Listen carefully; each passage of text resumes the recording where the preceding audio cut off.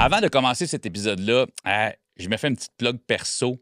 Le 9 mai prochain, 9 mai 2025, parce que ça se peut que tu écoutes ça en 2027, puis je veux pas que tu te présentes là-bas, mais le 9 mai 2025, je présente mon spectacle solo sympathique au Central Comedy Club de Granby, cédricbergeron.com. Les billets sont disponibles dans le calendrier. Tu te rends jusqu'au 9 mai, tu cliques, le lien est là, tu peux acheter tes billets pour venir voir mon spectacle sympathique.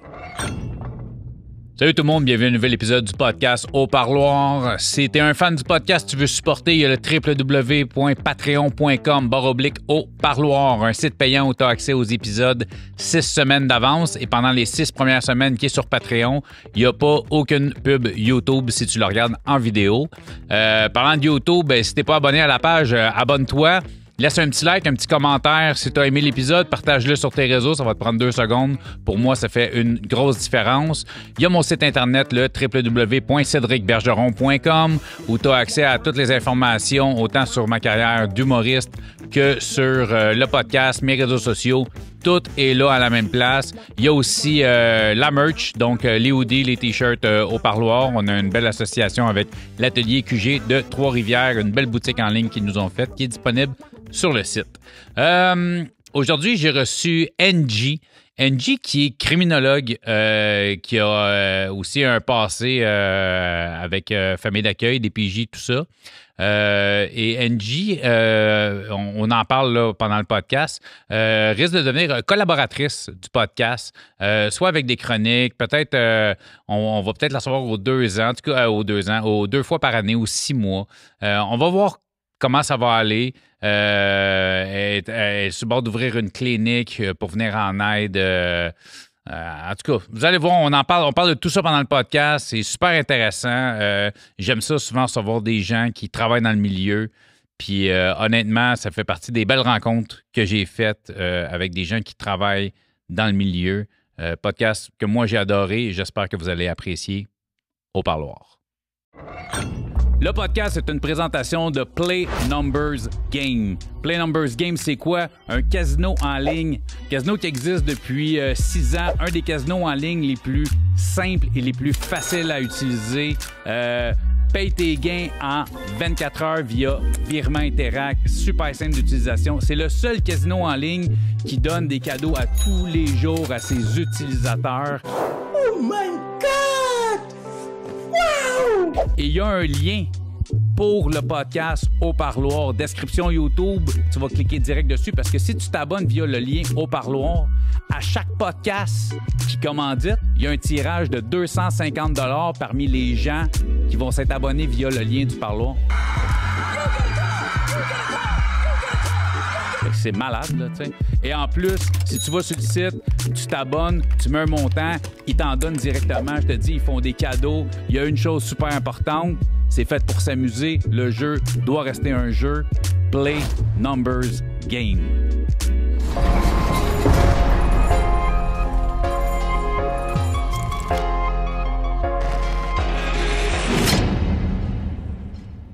NG, merci d'être là. Ça me fait plaisir. Je me suis pas trompé de ton nom. C'est le bon. C'était hors cam, là. Il y avait des petits fucks de mémoire de ma part.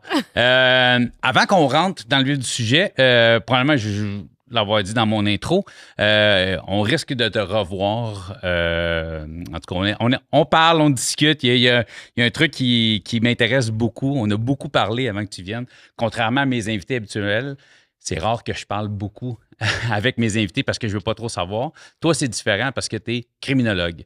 Tu n'es pas la première que je reçois, mais toi, tu as un parcours peut-être un peu différent de l'autre que j'avais reçu il y a quand même longtemps.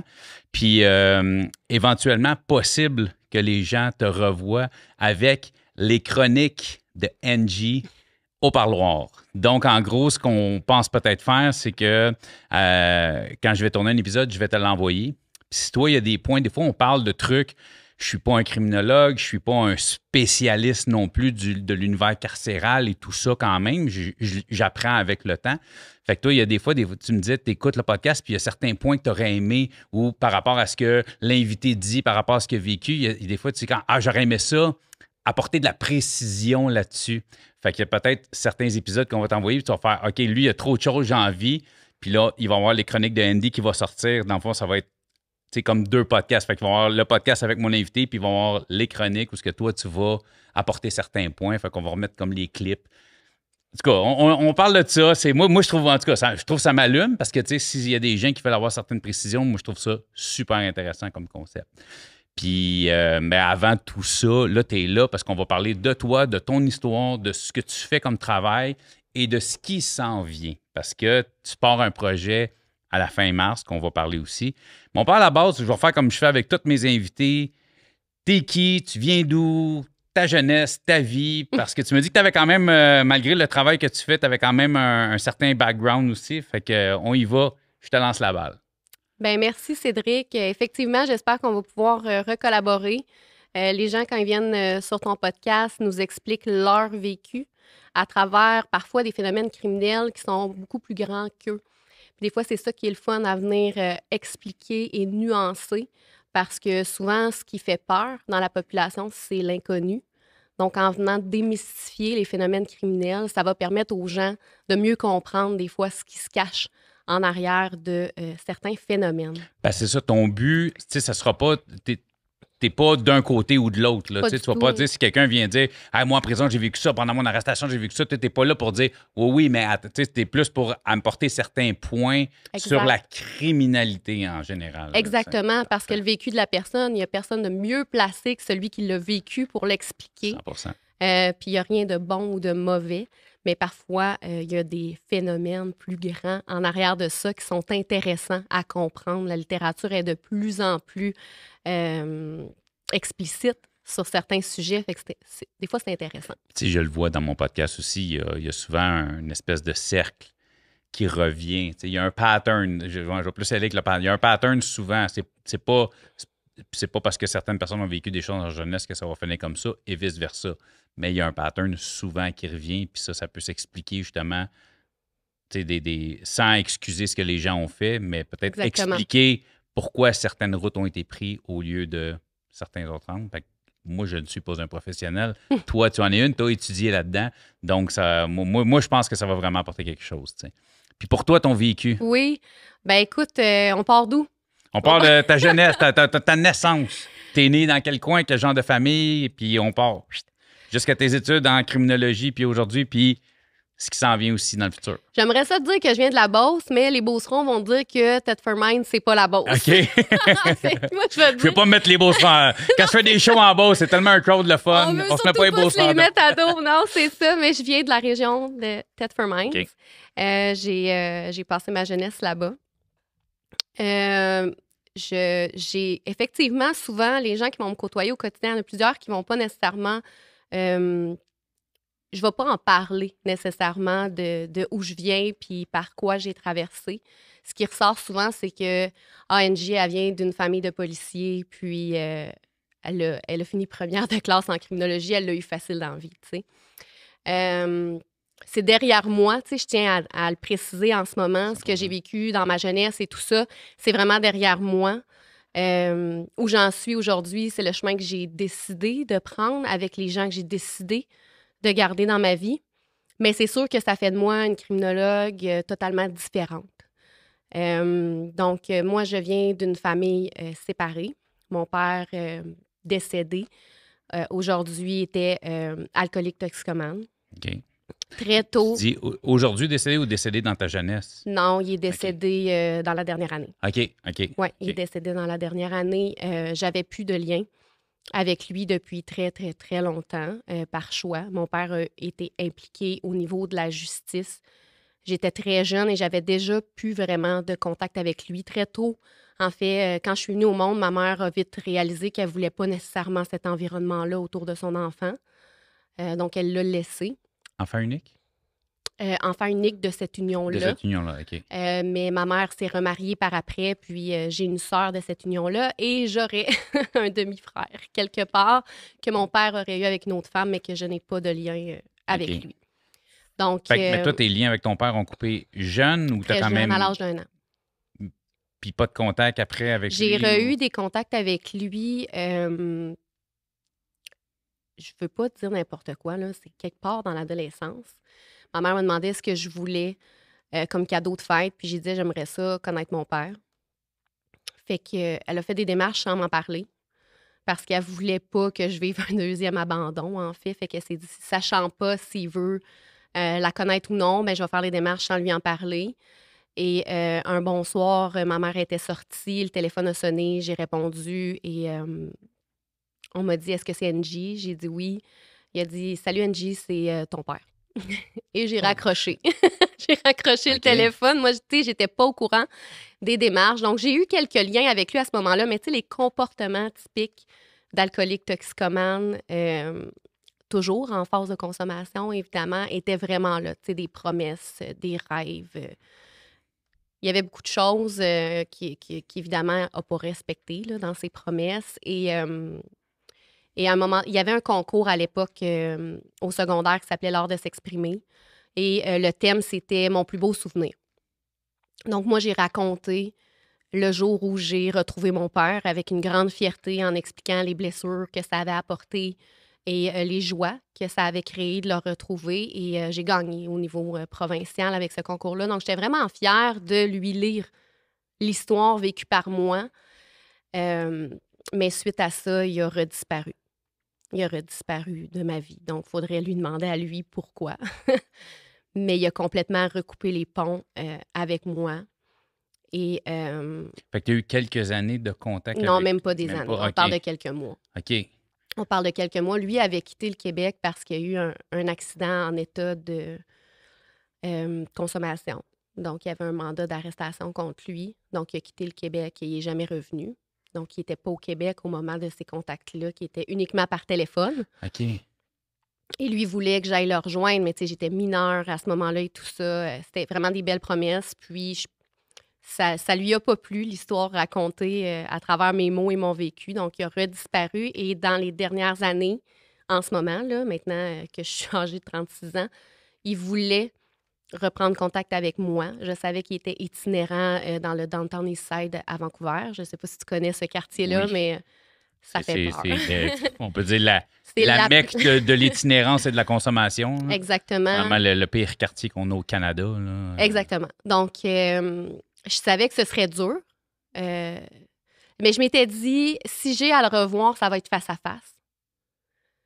Puis en novembre l'année passée, donc novembre 2023, je suis allée dans l'Ouest canadien avec mon conjoint. Je suis allée marcher dans le Downtown Eastside, puis j'ai regardé mon conjoint, puis j'ai dit, je pense que ça va faire mal le jour qu'il va décéder, parce que je vais rester avec des réponses que j'aurai jamais. Mais ça va faire moins mal que de le voir dans cet environnement-là, puis de repartir avec ces images-là. Fait qu'on est reparti de l'Ouest canadien et j'ai pris la décision de ne pas le rencontrer. Et je ne savais pas que quelques mois plus tard, en juin, en tout cas, j'ai comme un blanc de la date exacte, j'allais recevoir un appel. Il était inconscient à l'hôpital et il fallait prendre la décision de le débrancher. Donc il est parti avec les réponses que j'aurai jamais, mais c'est correct. C'est toi qui as eu à prendre la décision. Sa sœur était avec lui, ma tante, avec qui j'ai gardé des contacts. La seule personne avec qui j'ai gardé des contacts dans cet environnement familial-là.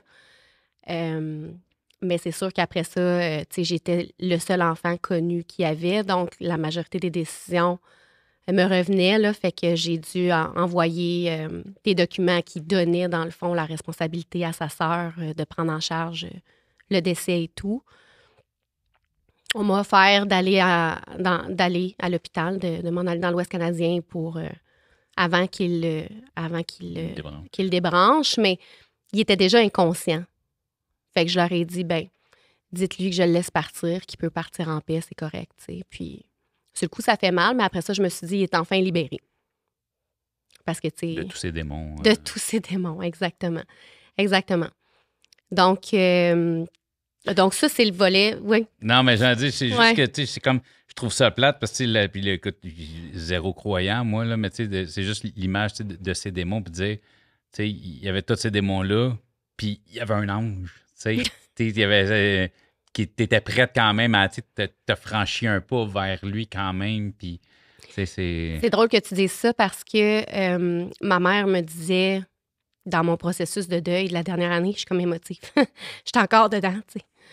Elle me disait qu'il avait déjà demandé pourquoi qu'il venait pas me voir souvent quand j'étais petite, tu sais. Puis moi, j'en ai des enfants, puis des fois, je les regarde, puis je me dis comment on peut prendre la décision de les abandonner. C'est juste impensable. Puis sa réponse était « ça fait trop mal ». Ça fait trop mal quand je la vois. Fait que, tu sais, des fois, on se console à travers ces paroles-là parce que les gens ont justement des démons. Tu sais, mon père a fait de la drogue très, très forte, là. Il a été sur la méthadone pour sevrer. Essayer de sevrer l'héroïne. Exactement. Fait que, tu sais, je suis tellement contente, par contre, j'ai pas de regret de pas avoir pu lui parler parce que j'ai pas d'image négative non plus de où il était, tu sais. T'as pas cette vision-là. Non, exactement. J'ai pas cette vision-là. T'as des photos de quand il était plus jeune, j'imagine, tu sais que... J'ai une photo, la dernière photo qu'on a été ensemble. J'ai 1 an, tu sais, puis elle est sur mon babillard dans l'entrée de la maison. Puis chaque fois que je la regarde, j'en reviens pas, tu sais, qu'il ait pris la décision de jamais me revoir après ça, tu sais. Il a voulu dans les dernières années, mais j'ai pris la décision de pas le laisser revenir dans ma vie. Il a eu 2 fois sa chance. Je suis rendue ailleurs dans ma vie, j'ai des enfants, je veux pas qu'eux autres vivent ces sentiments-là de pas comprendre pourquoi grand-papa est là, pourquoi il est pas là, pourquoi... Tu sais, je veux pas stigmatiser non plus, puis tu sais, je veux pas... Tu sais, je suis pas dans sa tête non plus, tu sais, puis sauf que, tu sais, c'était quoi ses motifs à ce moment-là? Tu sais, je veux dire, quand t'es deep dans la drogue, c'est l'argent qui prime, c'est la consommation qui prime, fait que, tu sais, est-ce que pour lui, il voyait juste un guichet potentiel, tu sais, personne ne le saura, toi non plus, tu ne sais pas, moi non plus, je ne sais pas, mais tu sais, à quel point, tu sais, je suis assez d'accord sur ce que tu dis du fait que c'est peut-être pas une mauvaise chose que tu ne l'aies pas revu, tu sais, pour avoir juste... Tu as des histoires, tu as des images, tu as beaucoup de questions, mais à quel point tu aurais eu réponse ou les réponses que tu aurais eues, à quel point ils t'auraient fait du bien, tu sais. Bien, tout à fait, parce que, tu sais, dans le suivi psychologique que j'ai eu dans les derniers mois, avant de me rendre dans l'Ouest canadien, la psychologue m'a demandé « Tu dois prendre le temps de te demander, Angie, à quoi tu t'attends en allant le voir, puis qu'est-ce que tu recherches? » Puis j'ai dit « Mais je recherche la relation père-fille que j'ai jamais eue. » Puis elle dit « Est-ce qu'il est capable de te l'offrir? » J'ai dit « Non. » Elle dit « Peut-être là ta réponse. » Fait que, effectivement, c'est ce que je me suis dit, tu sais. Pourquoi aller voir un homme qui ne saura pas répondre à ce besoin-là que j'ai depuis 36 ans, tu sais? À un moment donné, c'est de faire entrer aussi une personne inconnue dans ta vie pour te créer pas un stress, mais tu sais, moi, les gens que j'aime, j'aimerais pas les savoir dans cet état-là, tu sais. Fait que là, en le gardant comme inconnu, ben je me suis protégée aussi, tu sais. Est-ce que le deuxième conjoint de ta mère a fait office de figure paternelle? J'aimerais ça te dire oui. OK. Mais non. C'était aussi un alcoolique. Les patterns. Ils ont eu un enfant ensemble, donc moi, j'étais pas son enfant. Il a essayé avec ce qu'il pouvait. Parce qu'avec ses blessures d'alcoolique, ben... Avec les facultés qu'il avait. Exact, c'est ça. Donc, très tôt dans l'adolescence, j'ai été placée en protection au niveau de la DPJ. Suite à une plainte ou... C'est moi qui ai appelé. OK. C'est moi qui ai appelé pour qu'on vienne me chercher. Je ne veux pas nécessairement entrer dans le détail, c'est derrière moi tout ça, mais j'ai été placée jusqu'à majorité. J'ai eu un premier placement d'1 an dans une famille d'accueil. Tu avais quel âge à ce moment-là? J'avais 14 ans. OK. Fait qu'à 14, c'est whatever les raisons, tu les gardes pour toi, j'ai aucun problème avec ça, je respecte ça. Fait que tu appelles la protection de la jeunesse. J'appelle la police, en fait. La police, OK. J'appelle la police qui... parce que j'ai aucune idée comment appeler la protection de la jeunesse. À 14, c'est comme... Moi, être honnête, il faudrait que je google, là, il y a des DPJ, comme qui j'appelle. Même là, je serais pas mal te dire quoi le numéro. J'ai fait affaire avec eux autres plus que pas assez, là, mais...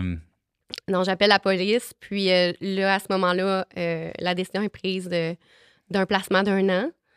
Je vais retourner dans le foyer familial. Avant que tu me dises ça se passe comment cette année-là en famille d'accueil? Écoute, je suis bénie. J'ai vraiment eu une famille d'accueil exceptionnelle. Puis si je suis ici aujourd'hui, je sais qu'ils font partie des personnes qui ont influencé le cours de ma vie positivement, qui m'ont permis d'avoir un répit au niveau d'un environnement familial à ce moment-là qui était clairement dysfonctionnel, qui fait en sorte que j'ai encore des liens familiaux avec ma famille aussi. As-tu encore des liens avec cette famille-là aussi? As-tu gardé un certain contact? Avec leurs garçons ici et là, pas autant que je voudrais. Tu sais ce que c'est, hein? Quand tu tombes jeune professionnel avec des enfants, la vie va tellement vite. C'est pas à Porte, là, où elle est, ma famille d'accueil non plus. Donc, c'est vraiment des gens que je porte très haut dans mon cœur pour le reste de ma vie. Moi, écoute, à chaque fois que j'entends des paroles positives venant d'une famille d'accueil, moi, ça me fait que du bien parce que c'est malheureusement rarement ici la version qu'on a. Je sais qu'il y a d'excellentes familles d'accueil. Malheureusement, ici, c'est arrivé des gens qui ont eu des bonnes et des mauvaises familles. Malheureusement, c'est sûr que si tu regardes juste mon podcast, tu as l'impression que les familles d'accueil, c'est toutes des mange-mardes, là, mais c'est pas le cas quand même. On peut reprocher beaucoup de choses à la DPJ. Il faut souvent comprendre aussi que c'est une énorme machine gouvernementale qui est loin d'être parfaite comme tout ce qui est géré par le gouvernement. Mais moi, pour avoir fréquenté plusieurs personnes qui travaillent dans le milieu de la DPJ, je pense pas que personne rentre à la DPJ pour faire du mal, là. Je pense pas que c'est le but de personne qui va étudier ou qui décide d'aller travailler dans ce milieu-là. Malheureusement, ils font ce qu'ils peuvent avec les moyens qu'ils ont, puis avec les mains bien attachées dans le dos. Il ne faut pas oublier qu'ils deal avec des jeunes amochés. Très amochés. Puis avec des parents biologiques, pas toujours facile à gérer non plus. Qu'on doit considérer dans la manière de gérer ta maison. Ma mère avait ses conditions qu'elle pouvait mettre et tout quand même. Donc, puis je parle de la famille d'accueil, mais j'ai eu un travailleur social exceptionnel aussi qui, je pense, saura se reconnaître s'il entend ce podcast-là. Bien, on le salue s'il a fait une belle job, parce qu'encore une fois... Il a fait une belle job, puis il en a vécu des pas faciles. Vraiment peu de temps après ça, il a été accusé d'agression sexuelle par une autre enfant de la DPJ, ce qui s'est avéré finalement des fausses allégations. J'en reviens à dire que tu travailles avec des enfants qui sont poqués, qui ont des réactions d'enfants poqués, ce qui peut aussi des fois changer notre propre perspective de notre trajectoire au sein de la DPJ aussi, tu sais. La famille d'accueil qui m'a accueilli en urgence. Quand ça arrive comme ça, c'était tard le soir à mon souvenir. En fait, oui, parce que j'étais arrivée en pleine nuit dans la famille d'accueil. C'était une famille d'accueil. Quand tu décides de devenir famille d'accueil, tu vas choisir des tranches d'âge. Ils n'acceptaient pas d'adolescents. Donc, en urgence, si on dit on a besoin d'un lit, il faut la mettre quelque part pour la nuit. C'est là que je me suis retrouvée. Puis, je vais me rappeler toute ma vie la scène d'arriver avec mes petites valises, sachant pas trop j'ai-tu pris la bonne décision. C'est moi qui ai pris le téléphone. Puis d'avoir les 2 parents puis leurs 2 garçons qui m'attendaient en pleine nuit pour m'accueillir. Mon lit était fait, tu sais. J'ai pleuré, j'ai été stressée. Puis le lendemain matin, Chantal, la mère de famille d'accueil, a changé son groupe d'âge au niveau de la DPJ pour pouvoir me garder. Fait qu'à partir de ce moment-là, elle s'est mise à avoir des adolescents, chose que ça ne tentait pas pantoute. Mais pour pouvoir me garder dans sa famille, elle a fait ce changement-là. Et quand est arrivé le 2e placement, ils ont modifié. Il n'y avait pas de place chez cette famille-là, mais ils ont modifié l'aménagement pour être capable de me réaccueillir dans la même maison. Fait que j'ai vraiment été chanceuse. Là, tu dis 2e placement, parce que là, ouais. Tu as fait 1 an là. Oui. Tu es retournée chez toi. Oui. Clairement, là, si tu y as retourné, j'imagine que... Oui, entre les 2, il y a eu le divorce de ma mère et de son conjoint avec qui elle était depuis mes 2 ans. On dit qu'on ne rentrait pas dans les détails, c'est vraiment pas mon cas, mais est-ce que ta problématique venait plus de son côté à lui, la raison pour laquelle tu as décidé d'appeler, ou c'était un mix familial complet qui était... La problématique était vraiment dans la relation mère-fille. OK. Par contre, la relation mère-fille était grandement impactée par l'environnement familial problématique, la consommation, tout ce qui se trouvait autour de ça. Parfait. Ma mère a fait le mieux qu'elle pouvait avec ses blessures à elle à ce moment-là. Je suis très proche d'elle aujourd'hui. C'est pour ça que je te dis, je veux pas aller dans le détail parce que je veux Non, c'est ça, je veux pas vivre dans le passé. C'est derrière moi, mais c'est important pour comprendre où j'en suis aujourd'hui puis pourquoi ma vision peut être parfois différente en lien avec la délinquance chez les jeunes puis ce passage-là qu'est l'adolescence qui peut être marquant, mais pas nécessairement prédictif de qui tu vas être dans la vie. Fait que c'est pour ça Qui est en train de devenir un peu ta spécialité prochainement, justement, exactement. chez les jeunes. On va en reparler plus tard, là, mais tu sais, je commence à comprendre pourquoi. Pourquoi tu. Ben, je vais en glisser un mot, en fait. Je l'aime ça, moi. Je suis comme quelqu'un. J'achète mes cadeaux de Noël trop d'avance et je les donne d'avance. Parce que tu vas. On va revenir à ton histoire après, mais c'est ça. Je veux en parler un peu parce que j'ai l'impression que je vais rebondir là-dessus tout le temps. Donc, tu bientôt ouvres, fin mars, tu ouvres une clinique privée en criminologie. Exactement. Pour, entre autres, là, si je me trompe, pour justement aider, entre autres, les jeunes délinquants. Là, tu me donnais un exemple tantôt, justement, de si, exemple, un jeune qui n'est pas dans le système, donc qui n'a jamais été arrêté, qui n'a jamais été dans la DPJ, quelque chose comme ça, et qui se fait arrêter, exemple, avec un arme à feu. Donc, entre le moment où il se fait arrêter et le procès, il est retourné chez eux avec ses parents et il n'y a pas d'assistante sociale, la DPJ n'est pas là parce qu'il n'est pas condamné à ce moment-là. Donc, toi, c'est là que tu veux intervenir autant pour le jeune que pour les parents, pour l'environnement, pour amener un certain support. Je vais favoriser vraiment, en fait, l'aide aux parents. OK. Plus qu'aux jeunes. OK. Parce que c'est deux façons d'intervenir complètement différentes. Puis en même temps, on le sait à travers les études à quel point l'environnement familial est important dans le développement de l'enfant à l'adolescence, mais aussi dans la criminalité du jeune. C'est la manière que le parent va être outillé pour supporter, accompagner, comprendre. Donc, c'est pour ça que je veux focusser sur le parent. Dans l'exemple que tu donnais, ça peut être un jeune qui a des antécédents. Il peut avoir déjà été arrêté. Okay. Mais parce qu'à ce moment-là, il n'y a plus de suivi, ses sentences sont terminées, qu'il n'y a pas de délégué jeunesse au dossier. Il peut être détenu aussi quand il se fait arrêter avec une arme à feu, mais il peut aussi être de retour. Bon, on dit une arme à feu, mais ça peut être pour plein d'autres affaires. Oui, il y a plein, là, vol, voie de fait, exact, whatever, le name it. Exact. Il y en a du crime, puis malheureusement, il y en a de plus en plus jeunes. Là. Ben, nos jeunes sont poqués. Nos jeunes sont poqués, puis les parents sont importants. L'environnement autour du jeune est important. Ce qu'on appelle, dans mon domaine, les structures sociales informelles. Ce sont ces structures-là qui ont vraiment un impact dans le quotidien du jeune. Tu sais, c'est tout un environnement qui est chamboulé par une arrestation. Puis là-dedans, on n'a même pas parlé, est-ce qu'il y a eu perquisition dans la résidence familiale, interrogatoire du jeune. Puis là, on prend le parent qui est déstabilisé par ce qui vient de se passer.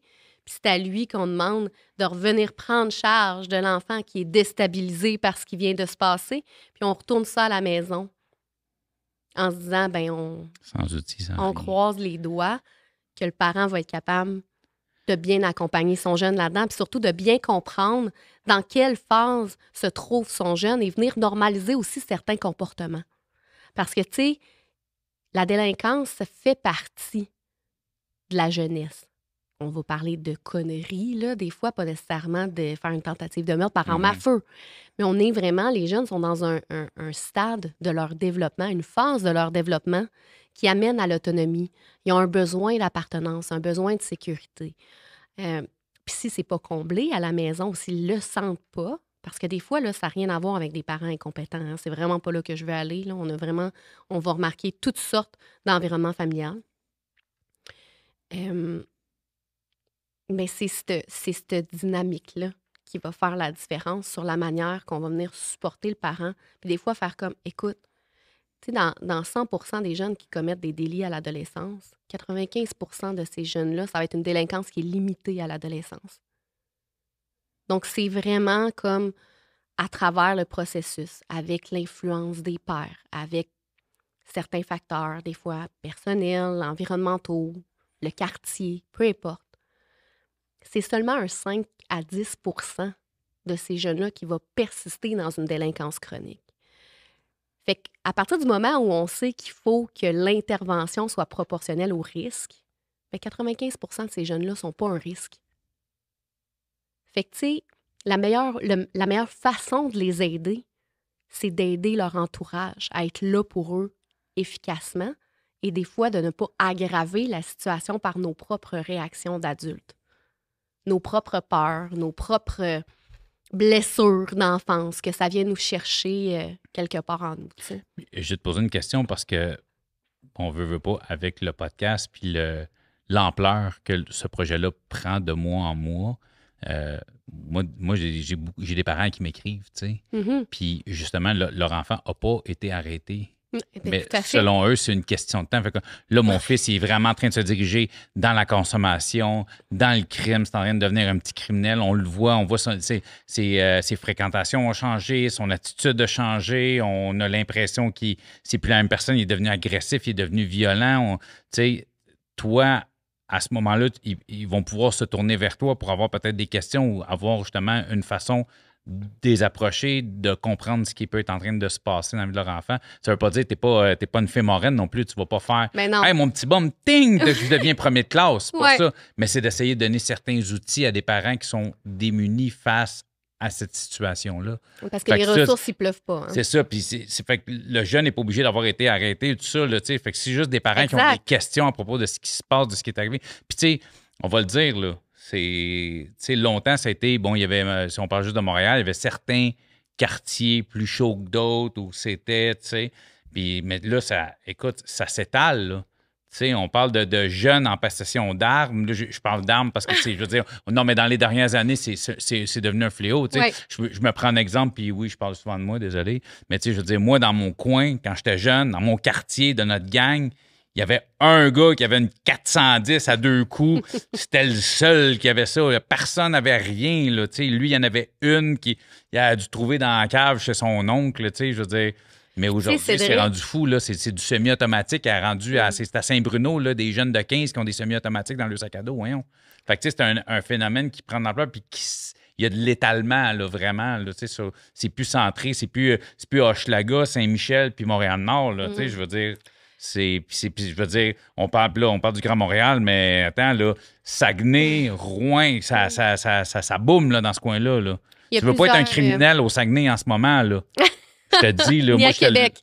Non, mais c'est vrai, non, mais je suis allé faire un podcast en live, moi, l'année passée. Puis c'est deux filles qui travaillent en maison de transition qui sont venues, puis c'était pas eux autres, puis c'est de Trois-Rivières, puis ils sont descendus au Saguenay. Parce qu'avec tout ce qui se passait au Saguenay, il n'y a personne même qui n'était plus dans la gang qui voulait venir parler. Fait comme non, c'est trop fou en ce moment. Là.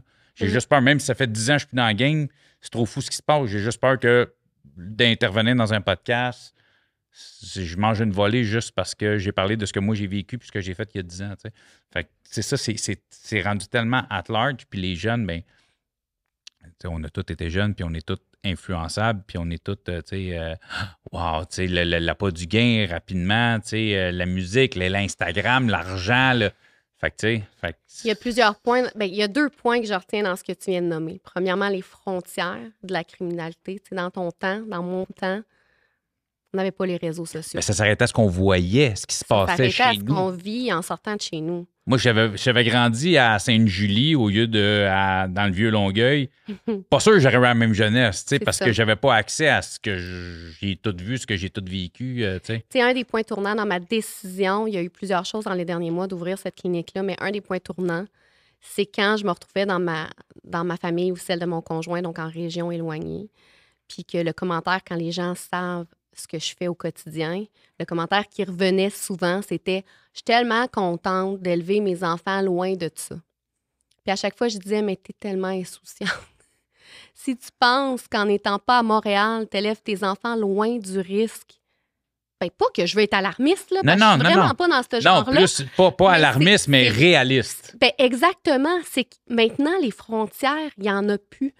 Les réseaux sociaux, c'est vraiment un enjeu à considérer. Puis comme parents, est-ce que parce qu'on se cache en arrière du fait qu'on est loin de Montréal, est-ce qu'on manque de vigilance à l'égard de ça parce qu'on pense qu'on est loin. C'est un peu comme l'agression sexuelle. Tu sais, souvent, les gens vont s'en faire avec on veut un registre public, on veut un registre public. Ils vont s'en faire avec l'agresseur prédateur qu'on voit dans les médias puis dans toutes sortes d'émissions, alors que la majorité des enfants, ils se font agresser à même le foyer familial.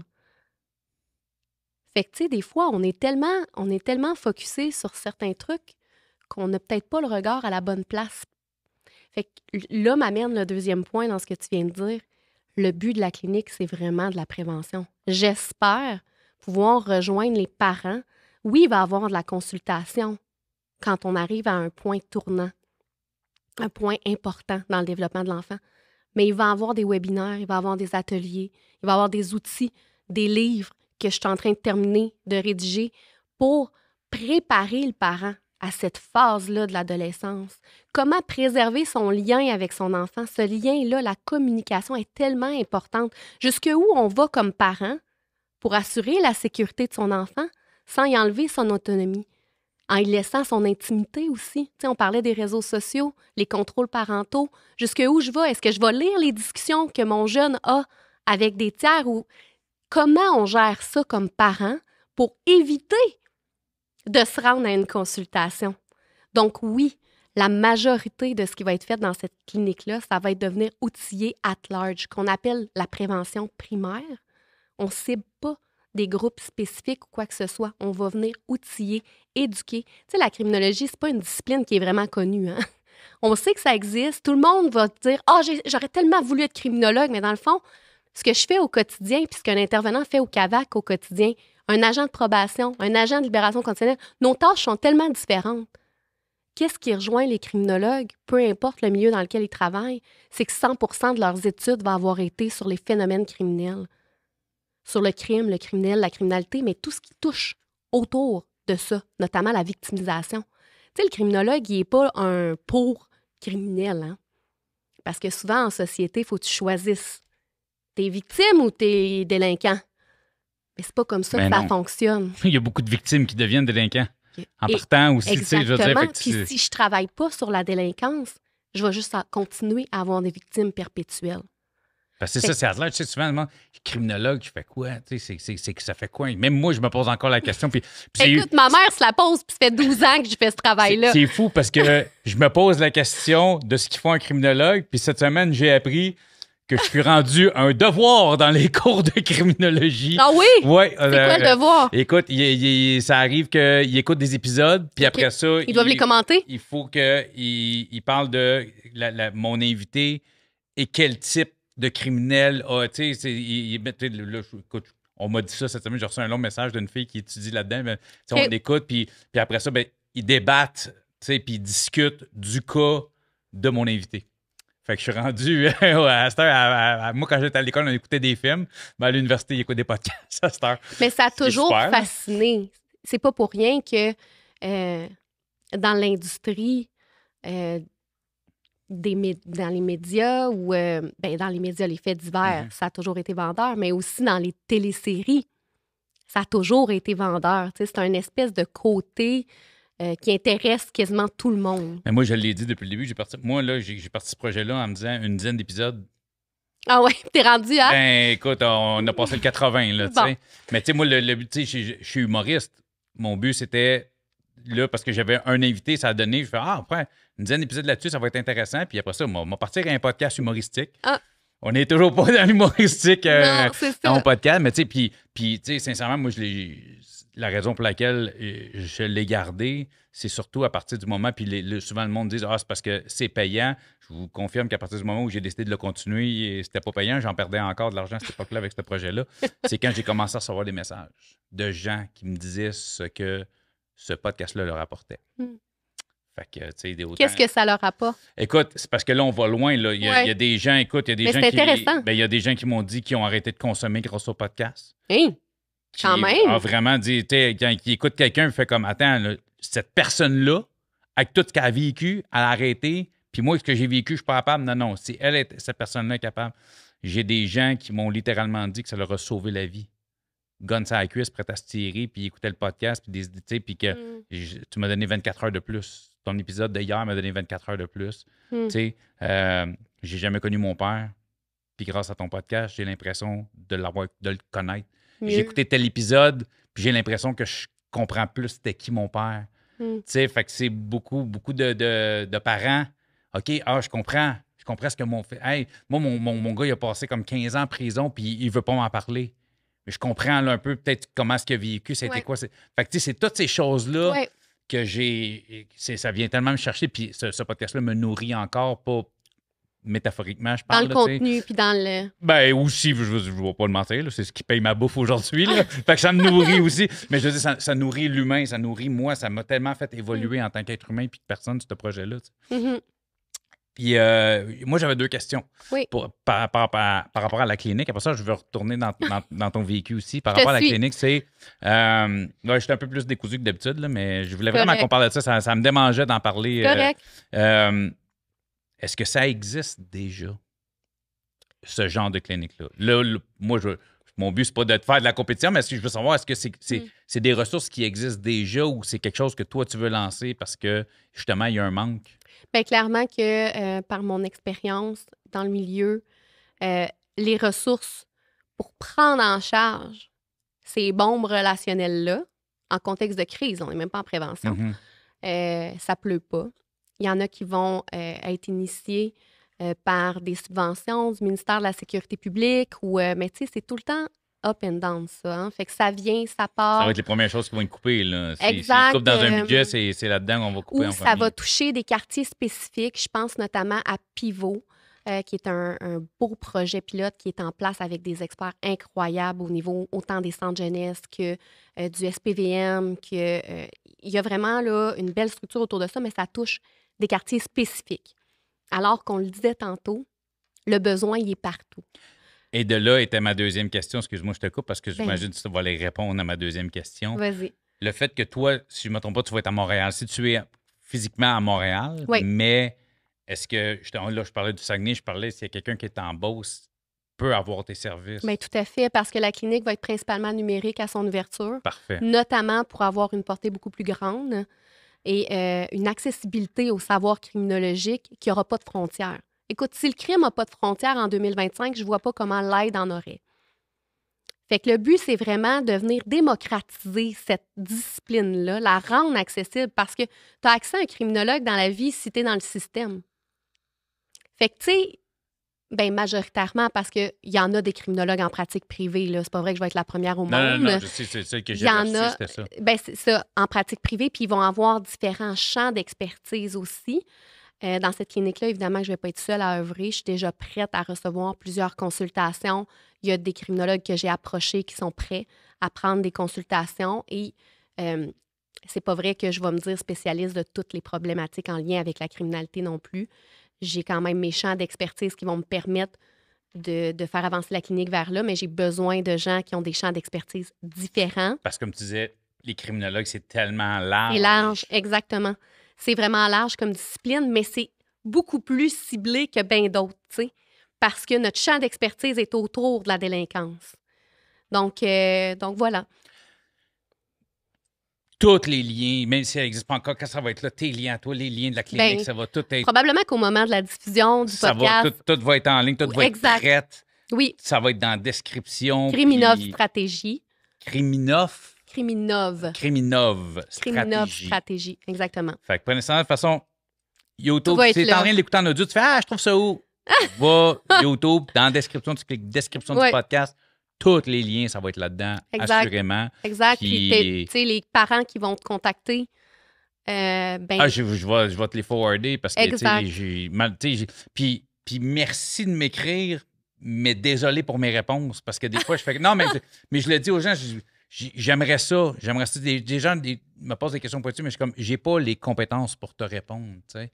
Je suis comme, en dehors de dire, tu sais, des fois, j'ai des gens qui m'écrivent, je suis comme, hey, j'ai un ami, j'ai un conjoint dans la conso, tu sais, mais il veut pas se faire aider. Je suis comme, gars, sois là. Quand il va être prêt, tu vas avoir besoin de toi, force-le pas. Quand lui, il va être tanné, quand lui, il va vouloir, c'est tout ce que je peux te dire, mais tu sais, je suis pas un pro, j'ai pas étudié là-dedans, puis, fait que, tu sais, j'aime autant mieux, moi, référer à des gens qui se spécialisent là-dedans, tu sais, parce que mon but, c'est, tant mieux si j'aide des gens via le podcast, si ça aide des gens, puis c'est le but premier, c'est démystifier certaines choses puis en aider en plus. Mais tu sais, je ne suis pas un professionnel. Fait que des questions plus piquées, plus pointues, malheureusement, je ne suis pas la bonne personne ressource. Fait que c'est pour ça que des fois, j'aime recevoir, autant j'ai reçu déjà une avocate, tout ça. J'aime recevoir des gens qui travaillent dans le milieu parce que justement, je me sens mal outillé pour aider certaines personnes. Fait que je sais que des fois, il y a des gens qui aiment plus avoir des histoires plus sombres, plus dark, mais moi, je trouve que c'est des épisodes comme celui qu'on est en train de faire. Ce sont des épisodes super importants. C'est parce qu'il faut comprendre aussi que l'adolescence, c'est pas une petite boîte carrée. T'sais. La délinquance à l'adolescence, là, on peut pas entrer chaque jeune dans une petite boîte qui va permettre de comprendre l'entièreté de la délinquance. T'sais, il y a vraiment un processus d'évaluation pour comprendre. Tantôt, tu me disais, des parents qui m'écrivent, son jeune consomme. OK, mais pourquoi ils consomment? Est-ce que c'est un facteur individuel? Est-ce que c'est pour diminuer son anxiété? Est-ce que c'est pour... c'est quoi les raisons en arrière de ça? Comment, pour être capable d'outiller le parent, pour être capable de savoir sur quoi il faut miser, il est rendu où dans son processus? J'ai travaillé en radicalisation violente au niveau de la sécurité nationale par le passé. Il y a tout un processus à évaluer. On ne peut pas trouver une recette miracle sur Internet qui va permettre de rentrer notre enfant dans une petite boîte carrée puis de le comprendre. Puis on va se dire, essayer de rentrer un enfant dans une boîte, en dehors de donner envie de la défoncer puis d'aller complètement à l'opposé de ce que tu es en train d'essayer de faire. Ouais. C'est la pire chose. Mettre une laisse à un enfant enragé, ça va juste l'enrager encore plus. Là, parce que la délinquance à l'adolescence est complètement différente d'un délinquant rendu à l'âge adulte. Pas qu'il se passe quelque chose de majeur entre 17 et 18 ans, là, mais c'est vraiment les facteurs contributifs à considérer sont différents. Donc, c'est pour ça qu'il faut vraiment s'assurer d'avoir une personne qui a une bonne connaissance de ça. Puis ça m'amène à dire que la clinique, oui, elle va être là pour supporter l'entourage, mais également les professionnels qui sont appelés à travailler avec des jeunes qui ont des problématiques plus spécifiques au niveau de la criminologie, puis qui n'ont pas nécessairement le background ou les outils parce qu'ils ne sont pas habitués de dealer avec ce genre de problématiques-là, qui peuvent se retrouver dans toutes sortes de milieux, des organismes, puis qui sont un peu dépourvus. Des intervenants en centre jeunesse. Les intervenants en centre jeunesse sont vraiment bons. Oui, mais il y en a qui sont peut-être pas toujours outillés. Peut-être, mais ils ont les outils à l'interne. Ils ont les références à l'interne. Donc, je veux pas dire qu'ils peuvent pas m'appeler. Non. Ils vont toujours pouvoir prendre les formations, éventuellement, les formations qu'on va développer avec la clinique. Tant mieux s'ils sont reconnus par l'Ordre des criminologues. Moi, je suis membre de l'Ordre des criminologues du Québec. Les formations reconnues vont faire en sorte qu'on a toujours de la formation continue obligatoire. Ça va emmener des professionnels, tu sais. Mais ce que je peux te dire plus, c'est des milieux, par exemple, je vais prendre le CLSC, où les travailleurs sociaux vont avoir toutes sortes de dossiers via le guichet d'accès.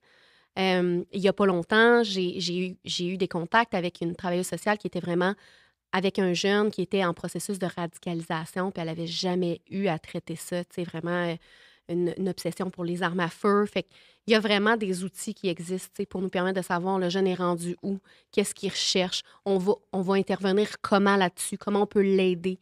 Puis elle n'était pas habituée parce que c'est pas son commun de traiter ça, mais en étant travailleur social en CLSC, on peut avoir toutes sortes de problématiques qui nous sont apportées. Fait que, tu sais, c'est le genre de service qu'on va offrir aussi, de pouvoir venir supporter puis aider là-dedans. Donc, c'est sûr qu'en étant membre de l'ordre professionnel, ça aide entre professionnels aussi de pouvoir... moi, je crois beaucoup aux équipes multidisciplinaires, là. Nos disciplines conjointes, que ce soit la psychologie, le travail social, la psychoéducation. Quand on se met à travailler ensemble, il y a des merveilles qui sortent de ça. Là, on rentre dans DeLorean.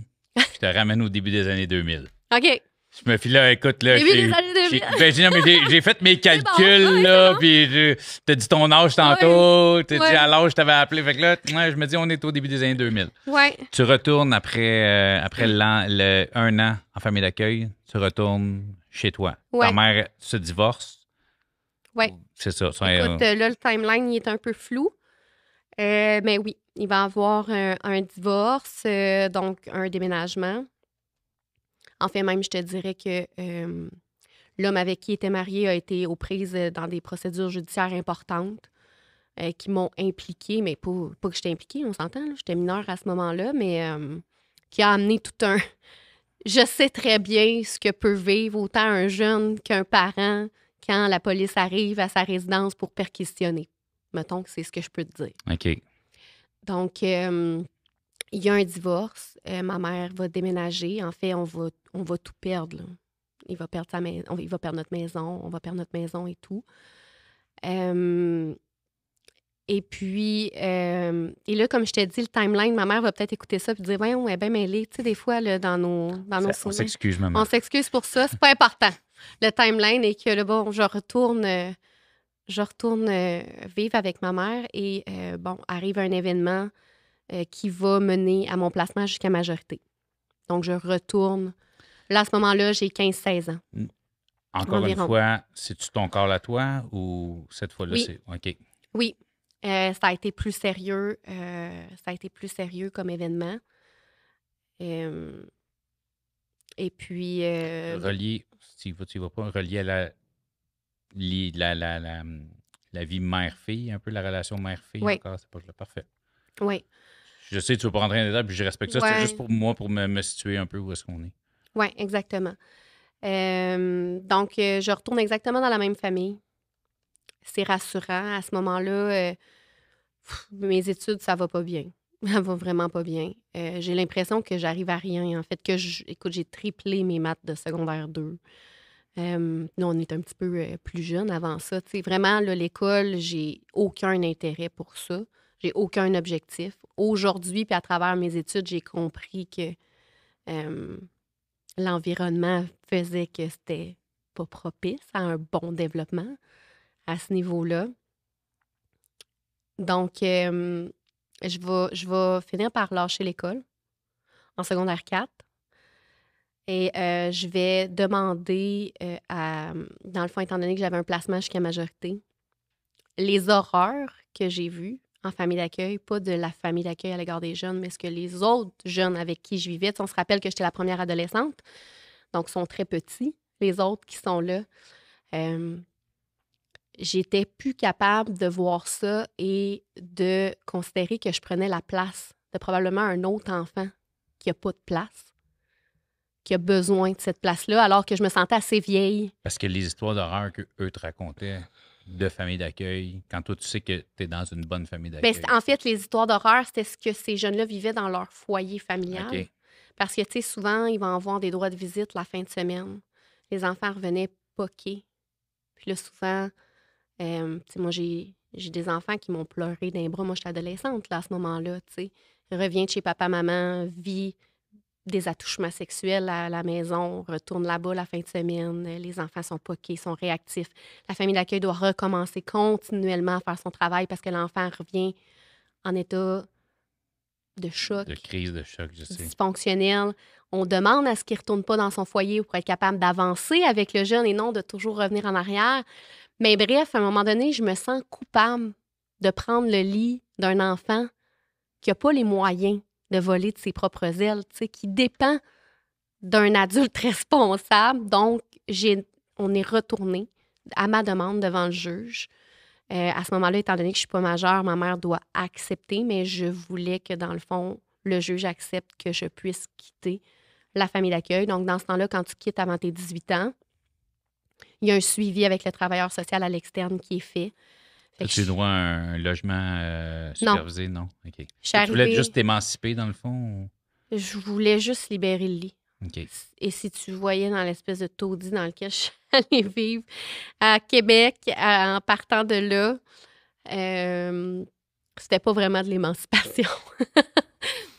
Pas vraiment, tu sais. Salut, Cédric Bergeron, animateur du podcast Au Parloir. Si t'es un fan du podcast, un vrai fan du podcast, t'as déjà entendu les mots « Comparer ma prime ». Comparer ma prime, c'est une compagnie qui a été un des premiers à supporter le podcast, un des premiers commanditaires. Il était là dès le début. C'est un peu grâce à eux autres que j'ai pu garder ce podcast-là en vie. La raison pour laquelle je vous en parle, c'est que j'ai des auditeurs qui ont fait affaire avec eux puis qui m'ont donné un feedback positif. Puis pour les remercier d'avoir été là dès le début avec moi, j'ai décidé de faire une petite vidéo.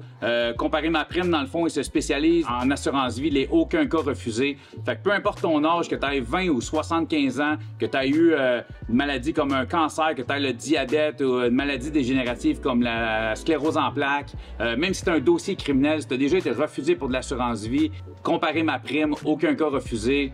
J'ai vraiment eu du feedback positif de mes auditeurs, c'est pour ça que je vous en parle. Allez les voir si vous en avez besoin. Comparer ma prime. Mais je suis arrivée, je me rappelle, puis j'ai encore les jugements à la maison. Le juge était quand même assez abasourdi d'à quel point j'étais organisée. J'étais arrivée devant le juge avec un budget. J'avais trouvé un emploi dans une petite boutique de linge. J'avais trouvé cette chambre-là qui était pas super, mais bref, j'avais un plan. Tu avais un toit à sa tête, puis tu étais capable de prouver que tu pouvais te nourrir. Exact. Fait que le juge a accepté avec l'autorisation de ma mère. C'est vraiment, à ce moment-là, tu sais, je veux pas parler pour ma mère, mais c'était plus la famille d'accueil qui était comme, mettons, une figure de support là-dedans. Ils m'ont préparé des boîtes et tout pour le déménagement. Et je vis ma vie au quotidien, salaire minimum. J'ai de la misère à manger au quotidien, tu sais. J'ai la travailleuse sociale, dans le fond, de la DPJ qui continue à faire le suivi en externe. Donc, elle vient me voir, elle s'assure que tout est beau jusqu'à mes 18 ans. À mes 18 ans, ben il y a une coupure directe. Bonne fête. C'est ça. C'était correct. Honnêtement, en fait, c'est une bonne affaire. C'est un peu comme la réhabilitation. C'est un peu comme la libération conditionnelle. Tu sais, dans le fond, là, on m'a préparé à vivre de mes propres ailes sans encadrement. Puis c'était rassurant d'avoir une forme d'encadrement aussi, tu sais, qui m'aide à introduire la vie d'adulte graduellement. Je me permets, c'est pas la première fois et pas la dernière fois que j'en parle. Je veux saluer un organisme, moi, qui me tient énormément à cœur, qui est la Maison Stéphane Fallu, qui, justement, aide les jeunes qui vont quitter la DPJ à 17 et 18 ans et qui ne sont peut-être pas aussi outillés que toi, tu l'étais à ton âge. Tout à fait. Donc, c'est justement des maisons d'encadrement pour les jeunes qui sortent, parce que quand tu es de DPJ de 18 ans, c'est ta fête, c'est une boîte, puis bye. Exact. Tu sors du système, là. On a pu, t'es majeur, puis tu t'en vas, fait que il y a des places comme la Maison Stéphane Fallu qui sont faites pour qui continuent la job de la DPJ pour encadrer les jeunes, pour important. les aider. Fait que quand j'entends ces histoires-là, pour moi, c'est un automatisme de plugger. Ouais. Puis je sais qu'il y en a d'autres. Je plug celle de Stéphane Fallu parce que c'est un organisme que je connais bien, avec lesquels j'ai déjà participé aussi. J'ai fait des trucs. Fait que, mais je sais qu'il y en a plein d'autres, puis vous méritez tout le respect. C'est juste que je ne les connais pas personnellement. Donc, c'est pour ça que je plug toujours celle-là. Mais c'est juste pour envoyer des petits shout-outs aux gens qui font ce travail-là. Oui. Oui, peu importe l'initiative, l'organisme, on ne sait jamais, en fait, à quel moment on va être la figure qui va faire la différence dans la vie d'un jeune. T'sais. Fait qu'il ne faut vraiment pas prendre à la légère l'impact qu'on peut avoir, même si on pense qu'on est vraiment un poisson rouge dans une mer dangereuse.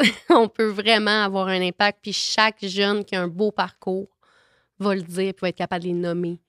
Ces figures-là qui ont fait la différence. T'sais. Fait que oui, il faut les saluer, ces initiatives-là. Je vais te poser la question, puis je connais du tout la réponse, donc c'est pour ça que je me permets de te la poser, parce que avec tout ce que tu me dis, il y a plusieurs facteurs qui auraient pu faire en sorte que tu aurais pu tomber facilement dans la consommation. Il y a plusieurs, mettons, il y a plusieurs coches qui font comme ça serait une belle échappatoire. C'est-tu quelque chose qui a fait partie de ta vie ou... En fait, j'avais tellement peur aux facteurs génétiques qui m'habitent probablement en lien avec la consommation que la première fois que j'ai pris un verre d'alcool, j'avais 19-20 ans. Ça a été vraiment long. Ça te faisait peur? Ça me faisait peur. J'avais peur. J'avais vraiment la génétique pour ça. De plus en plus, on parle de la génétique en arrière. Plus avec le deuxième mari de ta mère, en plus. Oui, bien, les facteurs environnementaux autour de ça, mais j'avais été traumatisée. J'ai vraiment des traumas en lien avec la consommation que je réalise encore aujourd'hui. Tu sais, des flashbacks dans des situations spécifiques qui me reviennent parce que je revis des événements. Puis même ma mère va me dire des fois, je peux pas croire que tu te rappelles de ces détails-là, tu sais. Fait que ces traumas-là ont probablement fait que je me suis tenue loin de ça. J'avais pas nécessairement un environnement non plus autour de la consommation. Je veux dire, dans mon entourage, mes amis, c'est ça. Mais par contre, au moment où je suis entrée en famille d'accueil la première fois, dans les premiers chums que j'ai eus, c'était très limite, là. Très limite. Je me demande si j'avais pas eu cette famille-là quel genre de conjoint j'aurais choisi, hein, parce qu'on dit qu'on cherche. Les daddy issues aussi Exact. sont présents. Là, Et si tu voyais le conjoint que j'ai en ce moment, c'est comme tout l'inverse des figures paternelles que j'ai eues, mais des figures paternelles problématiques que j'ai eues, parce que des figures masculines bonnes, Positives. inspirantes, rassurantes, j'en ai eu plein. Fait qu'il y a quelque chose dans mon développement qui a fait que je suis allée vers ça. Tu sais, ça fait 17 ans que je suis en couple avec le même homme, là. Fait que, tu sais, je me sens tellement bénie. Puis aujourd'hui, ce qui fait le plus mal, autant positivement que... Ben mal, parce que quand ça fait mal, c'est pas nécessairement... C'est positif, mais c'est négatif. C'est quand je vois la relation père-fille de mon conjoint avec sa fille. Le nombre de fois que ça me rend émotive de me dire toutes les petites filles devraient mériter. Envieuse un peu, mais sans En être fait, envieuse de ta fille, non. mais tu sais, de cette relation-là, de En dire, fait, hey, j'aurais aimé ça. je moi. me dis, s'il y a une chose que j'ai réussi dans ma vie, c'est de choisir un homme à la hauteur du père que j'aurais voulu avoir pour mes enfants. Mais il y a vraiment quelque chose de particulier de voir cette relation-là avec ma fille. Je me dis, si j'avais eu ce papa-là dans ma vie, maudit qu'il y a des étapes qui auraient été plus faciles. Plusieurs étapes. Parce que, tu sais, même aujourd'hui, il y a un problème dans la maison. On parlait de Renault, là, avant d'arriver ici. Oui, là. oui. Ils essaient de non. C'est ça. Ben, c'est vraiment mon chum puis sa famille sur qui je peux compter, tu sais. Moi, j'aimerais ça. Des fois, voir mon père arriver dans le cadre de porte puis dire « Hey, ça coule, je suis là, comment je peux aider? Le Pat, t'es débordé, tu sais. Mon chum, t'es débordé dans tes Renault, je suis là, je vais venir t'aider, tu sais. » Un papa qui vient aider à monter le tempo. Là. Non, il arrivera pas, Ouais, tu sais. non. Puis même dans, tu sais, je vois ma fille dans ses élans émotifs puis tout ça, puis le voir, tu sais, accueillant dans ses émotions-là, puis rassurant. Je me dis, maudit que ça part bien dans la vie quand c'est ça que t'as comme figure paternelle, tu sais. Fait que c'est pas de l'envie, c'est vraiment plus un sentiment de fierté de me dire, malgré tout ça, là, ben regarde ce que tu laisses à tes enfants, c'est parfait, tu sais. Après ça, le reste...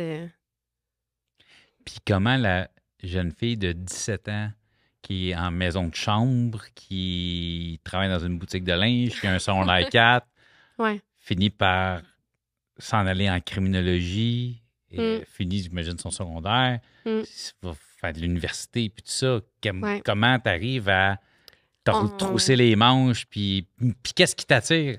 Qu'est-ce qui... C'est quoi qu'est-ce qui te fait bifurquer vers la criminologie? On retourne dans la DeLorean OK. de quelques années.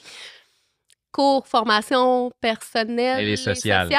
Personnelle FPS. ou professionnelle? Non, personnel? en tout cas, à mon époque, c'était personnel. OK, ouais, ça devait Je suis un peu plus vieux que toi. En tout cas, Écoute, moi, tout ce que je sais, c'est d'avoir fait des gâteaux et des boxers dans ce cours-là.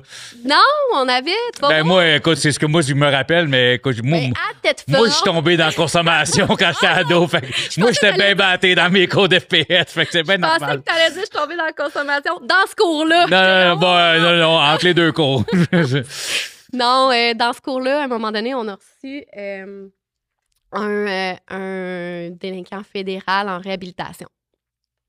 Moi, j'étais assis, puis tout le monde, là, tu sais comment est-ce que c'est, là, comment qu'on est quand on est jeune. La moitié de la classe, c'était comme « Oh mon Dieu, il est dangereux, je sors pas de la classe tant qu'il est pas sorti de l'école. » Puis moi, puis ma très bonne amie à l'époque, Nat, on était fascinés d'entendre cet homme-là témoigner de son vécu, de où il en était. Fait que quand il est parti, une fois qu'on a sécurisé l'établissement scolaire, l'homme avait quitté. On est allé, évidemment, tu comprends que je ris. Là, Oh, ouais, en non, disant ça, parce que je me rappelle. J'ai bien entendu l'ironie, là, Ouais, t'inquiète. je veux juste être sûre là, qu'elle ait bien compris. On est allé dans le bureau de l'orienteur. Puis on a dit qui travaille avec ces gens-là. Et c'est là que j'ai entendu pour la première fois le métier de criminologue. Mais l'orienteur, connaissant très bien nos implications académiques, à Nathalie et moi, qui étaient assez nulles à ce moment-là, nous a dit, les filles, il va falloir que vous vous aligniez si vous voulez rentrer en criminaux parce que c'est extrêmement contingenté. Ça demande des cotères quasi équivalentes à la médecine pour entrer dans ces programmes-là à l'université. À ce point-là? Ah ouais. Ah, ok. Non, mais je sais pas. Là, depuis l'avènement de l'ordre professionnel, on a fêté nos 10 ans. Les universités se sont adaptées. C'est un petit peu moins pire que dans mon temps. mais ça reste... Tu sais, il va y avoir aussi le parcours en sécurité études policières qui est moins contingenté. Un peu mieux. C'est un peu mieux maintenant, mais ça reste quand même un programme qui est contingenté. Mais il y a du monde parce que, écoute, moi, je suis allé dans une classe d'université, je suis allé parler avec des futurs criminologues. Puis. Mais c'est parce que des fois, il faut faire la nuance entre le certificat. Le certificat en criminologie n'est pas contingenté. Fait que souvent, dans des cours qui regroupent, dans le fond, qui recoupent et non regroupent des cours de bac et de certificat, bien là, c'est là que ça donne des auditoriums de 300 élèves. Mais là-dedans, c'est pas tous des gens qui sont au baccalauréat puis qui vont devenir criminologues. Parce qu'au Québec, pour être criminologue, il faut être membre de l'ordre professionnel, il faut avoir vraiment étudié en intervention parce qu'il y a 2 branches. Mais là, on pourra démystifier le métier de criminologue. Mais ce que je trouve hot dans ce que tu as dit, c'est que il y a quelqu'un qui est venu parler, puis toi, ça t'a donné envie. Puis exact. Moi, tu sais, quand je suis allé dans cette classe-là, il y en a un qui est venu me voir et fait comme hey, moi, j'étais en informatique, puis à cause de ton podcast, j'ai shifté vers la crimino. Fait que, ouais. ça, mais à ce moment-là, moi, j'ai compris qu'au niveau académique, j'y arriverais pas. Je me suis dit, OK, on oublie le projet. 2007, donc je suis rendue, tu vois, début des années 2000, t'étais pas pire. Je suis exactement là où tu expliquais tantôt, à salaire minimum, difficulté à manger le soir. C'est pas mal seul au monde, mais j'ai un chum à l'époque depuis plusieurs années qui étudie en médecine. Puis j'ai vraiment le sentiment en dedans de moi de j'arrive à rien. Tu sais, quand les gens que tu croises au quotidien, c'est des filles en médecine. Toi, Angie, qu'est-ce que tu fais? Ben moi, j'ai même pas mon secondaire 5. Tu sais, fait que c'était vraiment pas l'étape de ma vie où l'estime était la plus haute. Décembre 2007, arrive le décès de mon amie Nathalie subitement. Celle avec qui On avait accroché sur ce métier-là. Fait qu'elle est décédée d'un accident de la route. Donc, ça nous a tous chamboulés. On est un groupe d'amis tissé serré depuis longtemps. Elle et ses parents étaient vraiment très, très, très présents dans ma vie, notamment là, quand j'étais placée en famille d'accueil. Ils m'avaient fait un lit. Ils disaient que c'était comme chez moi, chez eux. Ils ont vraiment été parmi les figures d'attachement importantes au niveau parental. Donc, quand Nathalie est décédée, ça m'a ramenée à la réalité. Nat était déjà de retour aux études. Elle était retournée aux adultes. On avait lâché l'école ensemble, en fait. Je pense que je t'avais peut-être pas dit ça. Oui, on avait lâché l'école ensemble. Mais elle était de retour, elle, sur les bancs d'école. Puis ça allait bien, tu sais, ça allait bien. Fait que son décès a fait que je me suis dit, Angie, la vie est trop courte pour que tu continues de la gaspiller comme tu le fais en ce moment. Fait que je suis retournée aux adultes faire mon secondaire au complet parce que, écoute, j'avais triplé mes maths de 2. Je me disais, je ne vois même pas comment je vais arriver à faire mes 4,36. Je me rappelle même pas de comment faire une multiplication, là, tu sais. Fait que je suis retournée aux adultes puis je suis rentrée à l'université comme adulte à 21 ans. Fait que j'ai jamais fait de cégep. Ce qui est probablement la meilleure chose qui est arrivée dans ma vie. Parce que si j'étais rentrée au cégep à l'âge de 18 ans, j'aurais pas eu les notes nécessaires pour rentrer en criminologie parce qu'à ce moment-là, j'étais pas là dans ma vie. Okay. Comme bien des jeunes à qui on demande de savoir qu'est-ce que tu vas faire dans la vie dans un moment de leur vie où ils sont complètement mêlés. T'sais. C'est dur comme question, là. Mais ces notes-là peuvent impacter tout le reste de ta vie. T'sais. Fait que moi, j'ai été bénie de lâcher l'école. Honnêtement, là, c'est la meilleure chose qui m'est arrivée. Premièrement, pour savoir que... C'est pas une invitation, les jeunes. Là. Non, mais par contre... Dans ta situation à toi, mon enfant... Moi, je te le dis, Cédric, mon enfant arrive à 17-18 ans et me dit « Maman, je sais pas ce que je veux faire dans la vie. » Bien, attends. Va pas gâcher tes possibilités d'emploi en allant étudier dans quelque chose que tu sais pas ce que tu veux faire. Moi, tu sais, j'espère que mes enfants vont me dire ça, puis pas « Papa, je veux devenir YouTuber ou influenceur. » Ben, il y en a qui gagnent mieux leur vie que moi. Ben, tu dis ça, puis c'est ce que je suis devenu aujourd'hui. Non, c'est une blague. Ce que je veux, c'est que mon enfant soit bien dans ce qu'il fait, puis bien sûr que non, là, que j'encourage pas le décrochage scolaire. Pas du tout, mais dans mon parcours. Non. Avec... Pas parce que t'es à 17 qu'il faut que tu choisisses, si tu sais pas, ben... Prends un break, prends une année, va vivre la vie. T'sais, moi, je suis pour le... Ben oui. J'en ai des chums, moi, justement. Moi, j'ai pas eu un parcours scolaire. Moi non plus, j'ai pas été au cégep, mais j'ai pas été à l'université non plus. Ouais. Fait que la première fois que j'ai mis mes pieds dans une classe d'université, c'était comme invité. Fait que, mais j'en ai des chums qui, après le secondaire, ont fait « Hey, moi, je pars dans l'Ouest pendant 1 an, puis je vais vivre un peu ma vie, puis après ça, je vais... » Puis c'est bien correct, parce que justement, je m'en vais dans quoi? Puis aujourd'hui, il y en a un qui qui est prof de secondaire, justement. Fait que c'est pas parce que tu prends un an ou une pause. Il y a vraiment, tu sais, je souhaite à personne d'avoir le parcours que j'ai, là. Tu sais, c'est pas un parcours qui est facile. Aujourd'hui, je décide de le voir positivement, mais ce que je souhaite à tous les jeunes, c'est d'être capable de poursuivre leur cheminement scolaire avec des parents qui sont là, un encadrement, un environnement familial qui est supportant, qui est soutenant, puis qui va les amener vers la réussite, peu importe ce qu'ils décident de faire dans la vie, tu sais.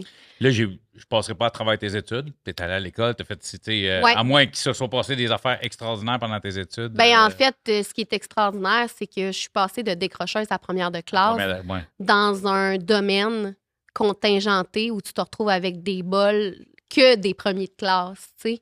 Je me suis mis à me rendre compte que quand tu sais ce que tu veux faire dans la vie, puis quand tu as une motivation, T'aimes ça. puis que t'aimes ça, ça peut vraiment faire de toi un professionnel complètement différent. Puis avant de se quitter, je veux savoir, parce que oui, il y a la clinique qui s'en vient, Ouais. mais puis tu fais quoi? Tu sais, je sais, puis là, je sais qu'on peut pas rentrer dans les détails dans ton travail. Puis je respecte ça, je comprends ça absolument. Déjà content que tu as eu la permission, je le mets en parenthèse, là, de pouvoir revenir. Mais toi, tu travailles pour la sécurité publique. Dans l'univers de la sécurité Oui, publique. ça là. fait C'est 12 ans large, que je travaille comme conseillère. Je me suis vraiment promenée dans plusieurs villes. En fait, mon conjoint jouait pour la Ligue canadienne de football, donc on est allé vivre dans l'Ouest canadien, on s'est promené, ce qui m'a amené à voir différents systèmes en matière de sécurité publique à travers le Canada. Donc, je travaille comme conseillère vraiment dans différents milieux. La sécurité publique, j'ai travaillé au niveau des libérations conditionnelles au début de ma carrière. J'ai fait des stages en centre de détention. J'ai travaillé avec les femmes. Bien, j'ai pas travaillé, mais j'ai été bénévole OK. avec les femmes victimes de violences conjugales aussi et les femmes impliquées dans la délinquance. Fait que j'ai quand même touché à différents types de délinquance. J'ai aussi été bénévole dans les cercles de soutien et responsabilité à l'époque, qui était une initiative fédérale pour la réinsertion de délinquants dangereux, en fait, des délinquants qui ont commis souvent des crimes qui ont mené à des sentences vie, donc ils vont sortir des pénitenciers après 25 ans d'incarcération seuls. Donc, les cercles de soutien et responsabilité, c'est d'aller chercher des membres de la communauté qui vont venir supporter le délinquant dans sa réinsertion. Fait que c'était une expérience incroyable parce que, bien, premièrement, j'étais une femme. Les hommes avec qui j'ai été pairée, c'était des hommes agresseurs sexuels très violents envers les femmes. Puis j'ai adoré l'expérience dans le sens que c'est là que ça m'a fait découvrir, mon Dieu, que le monde est poqué. C'est comme tu disais au début, ça excuse jamais leur délit, jamais. Mhm.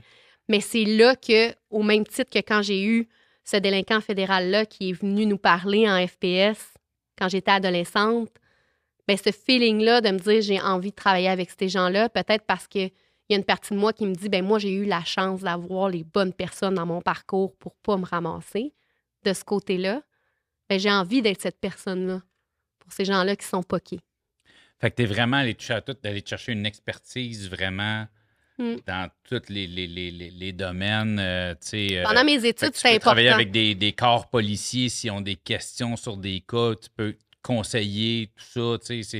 Mettons, j'ai un exemple, c'est une procureure, peux-tu, mettons, entrer en communication avec toi dans certains domaines que tu peux travailler pour Oui. si elle a des questions par rapport à Bien certains sûr. individus, des trucs comme ça. Tout à fait. Fait Tout à que ton fait. expertise est vraiment là. Et de là, écoute, check-moi bien rapper ça comme Ah. une machine. Et de là, les chroniques de Ah! NG. Ah, c'est le gars qui ramène ça. Mais c'est ça qu'on a parlé au début. Donc, Ouais. c'est un peu ça. Étant donné que tu as vraiment une expertise qui va toucher super large, et c'est pour ça qu'on disait un peu de la façon que ce qu'on aimerait faire. On a discuté à voir si ça va arriver. Moi, je l'espère en tout cas, mais ça va aller avec ton horaire et tes choix et tes décisions. Mais ça va être vraiment, donc, la façon qu'on veut procéder, c'est suite à un enregistrement, je vais te l'envoyer. Et si toi, tu trouves que tu peux apporter quelque chose, ça ne sera pas dans l'épisode, c'est qu'on Non, va exact. le mettre, donc, peut-être 1 ou 2, 3 jours, whatever. Des fois, je tourne 1 mois d'avance, des fois 3 jours d'avance, fait que on sait jamais. Fait que ça va être, tu sais, exemple, si on sort l'épisode 85 et toi, tu as envie, fait qu'il va y avoir la chronique de NJ sur épisode 85, tout ça, qui va être un autre vidéo complètement de toi tout seul, ou est-ce qu'on va peut-être aller mettre des extraits d'un bout dont toi tu veux parler, fait qu'on va mettre l'extrait et on va avoir, dans le fond, ta chronique. Exact. Appelons ça, là, je dis la chronique, là, j'ai appelé ça de même sur le fly, mais whatever. Mais Ouais. parce que je pense, moi, écoute, vraiment, merci d'être venu. Super intéressant. Je trouve ça vraiment intéressant. Je sais, des fois, c'est peut-être pas les podcasts que vous aimez, mais moi, je trouve que c'est important de comprendre les gens qui travaillent dans le milieu, de comprendre ce que les gens font, les raisons pour lesquelles les gens font ce métier-là. Je trouve que c'est super important. En plus, tu venais avec une histoire personnelle aussi que je trouvais quand même assez intéressante. Puis merci de vouloir t'impliquer dans ce projet-là, d'amener justement des réponses que moi, j'ai pas. Puis ben moi, ça peut m'arriver, tu sais, là, c'est sûr, des fois, moi, il y a des gens qui m'écrivent puis ils me disent « Hey, c'était ça! » Quoi? Tu sais, des fois, parce que la personne, elle vient d'écouter « Hey, le nom que tu cherchais, c'était ça. » J'ai aucune idée de quoi tu parles, tu sais. Ou tu sais, « Hey, quand tu as dit ça, c'est pas vraiment vrai. » Ça se peut, tu sais. Peut-être que... Fait que, tu sais, d'avoir un professionnel, une professionnelle qui peut apporter des petites pointes ou vraiment, tu sais, être plus technique. Fait que moi, je pense que ça va être hyper payant pour les auditeurs d'avoir ça. Ça peut venir de ton audience aussi, les questions en lien avec la criminalité, tu sais. Tu sais quoi, je viens d'avoir un flash. On va créer... Là, on va reparler de ça. Ça sort pas tout de suite, là, mais même, je vais essayer de ça va travailler. Être le jour venu. J'ai ma collaboratrice, Catherine. On va créer un courriel. Genre ngoparloir à gmail.com. J'espère que ça va être ça. Mais en tout cas, non, mais quelque chose comme ça. Je vais le mettre, mais on va créer un courriel comme ça. Fait que justement, si tu vois qu'il y a des questions répétitives, parce qu'à un moment donné, il n'y aura peut-être pas un épisode, exemple, qui va venir te charger, mais si tu reçois plein de questions, fait qu'à un moment donné, il peut y avoir une de tes chroniques qui va faire comme « Hey, j'ai eu la question de telle personne concernant telle affaire. » Fait que, tu sais, ça, gars, on ne sait pas ce qui va arriver entre nous deux, mais il va arriver quelque chose entre nous deux. Le but, c'est vraiment d'accompagner les gens là-dedans, de les aider à mieux comprendre, puis finalement d'en sortir gagnant au niveau... Puis moi, tu sais, si les gens ont des questions auxquelles je n'ai pas les réponses, ce qui est 90% des questions que je me fais poser, ben il va y avoir une professionnelle pour nous aider. Oui, puis il va y en avoir d'autres avec moi. Je ne serai pas toute seule là-dedans. Puis moi, écoute... je vais pratiquement à carte blanche, puis on va... Parfait. Moi, je pense en tout cas que ça peut amener un layer de plus à ce projet-là. Merci de vouloir participer, puis merci d'être venu, puis d'avoir partagé, puis tout ça, tout ce que tu nous as donné comme jus et ce qui s'en vient. Si ça peut inspirer, ça me fait plaisir. Bien, merci. J'espère que vous avez apprécié Au Parloir.